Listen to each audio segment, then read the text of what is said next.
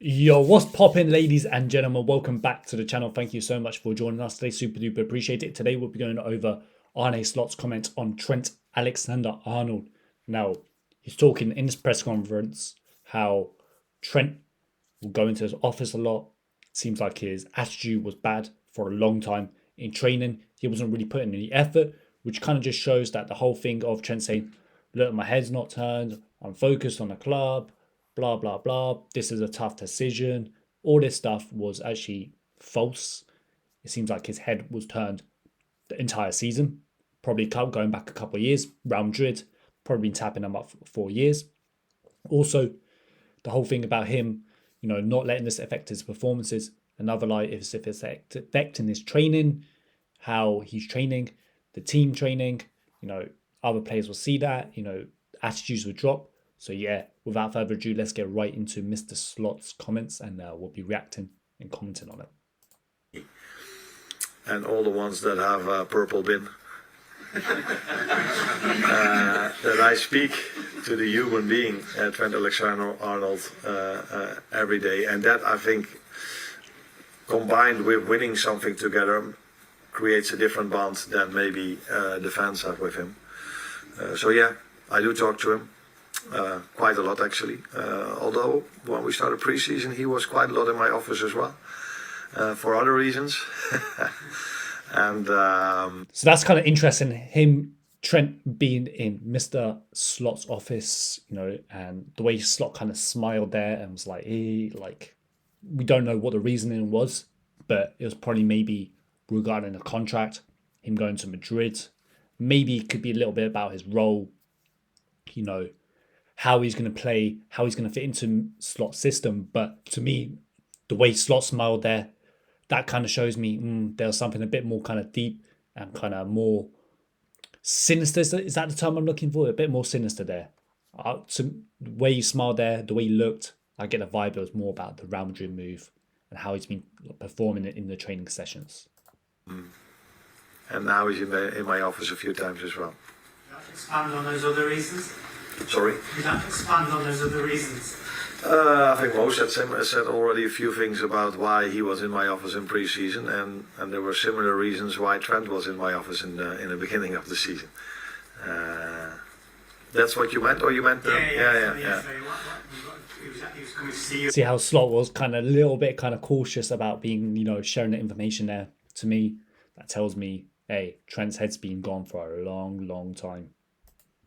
I would have assumed that he was first choice anyway, so I wondered what the conversation was that he needed to come and see you in pre-season.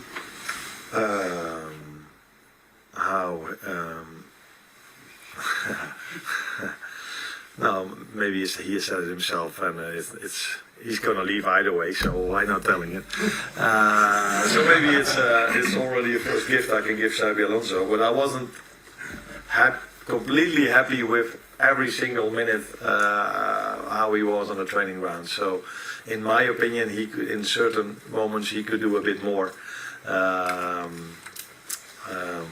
say it mildly, and that's what we talked about. Combined with that, I said to him, "You are a much better defender than ever." So that's very, very kind of telling to me. So he's been saying, look, came to his office, speaking to Trent, speaks to him every day. Look, your training standards, your performances on the training ground have not been at a top level. Now that to me kind of just tells me, look, his head's been gone since the beginning of the season, probably even longer. The fact that, he's not going into the training every single day, putting his all in. Now I know some players are kind of naturally quite lazy, maybe like a Dele Alli. They don't put the effort in. They show up for the games. But Trent, I never really got that kind of vibe from Trent. I think Trent's someone who takes his training seriously. And one of the reasons probably why he's not really kind of keen to push his body to the maximum in training is he doesn't want to pick up an injury. Picks up like an ACL or something, a knee injury, then his season's over and then he might be out for the, calendar year, and then are Real Madrid going to want him as much because he's injured, and he might not be the same player. So a lot of the stuff that gets said, like hey, like I'm just focused on the team, I'm just focused on winning the game. That's a whole load of bollocks. No offense, sorry for the language. Hopefully I don't offend anyone.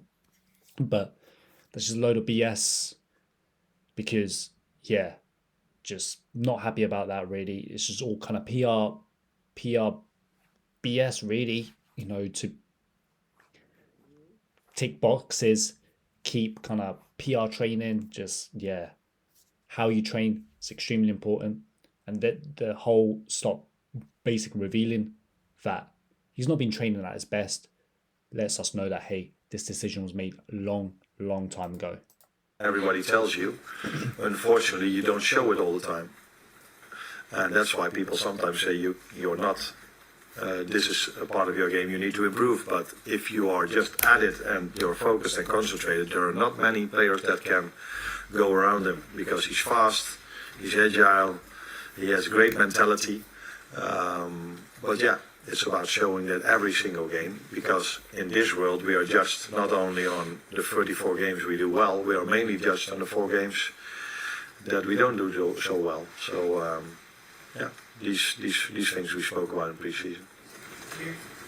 Hi, Arne. So it's good to see kind of Slot kind of clarify, give Trent some nice words after, kind of threw him under the bus a little bit with the training. You could kind of see that Slot was not kind of happy with Trent's kind of performances inside the training ground, and I think it was justifying so. So yeah, I do think Trent's probably like an alright defender.